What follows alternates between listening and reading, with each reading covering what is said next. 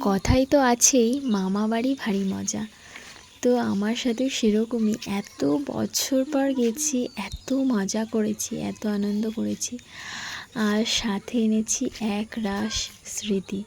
মানে এত সুন্দর জায়গা, দেখো, দেখা যায় না এত, মানে গাছে ভরে ভরে খেজুর হয়েছে, আর কয়েকদিন পরেই পাকবে।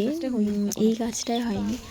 আর দেখো কত সুন্দর পাখির আওয়াজটা, শুধু দেখো, খেজুর, বাপরে তোমরা একটু ফিল করো সেই খেজুর যে হয়েছে। এত পাখির আওয়াজ। আর দেখো গাছটা পুরো ভরপুর, পুরো খেজুর। আর তালের শ্বাস দেখো, ভরে ভরে তালের শ্বাস, যা চাইবে তাই পাবে। আর করেছি সাইকেলিং, প্রচুর সাইকেল চালিয়েছি ইচ্ছে মতন।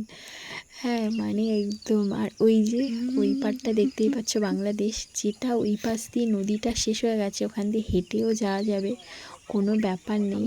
তো যাই হোক, যদিও আমরা যাব না, সেটাই দেখালাম। এই যে বাংলাদেশে কি একটা চাষ করেছে, ঢেকে রেখেছে। তো ভীষণ ইন্টারেস্টিং, ভীষণ মজা। ছোটোবেলায় আগে যেতাম, আর সাথে ছিল প্রচুর খাওয়া দাওয়া। তো মামা বাড়ি তো এরকমই হয়। যাই হোক, আবার কবে যাব ঠিক নেই। তো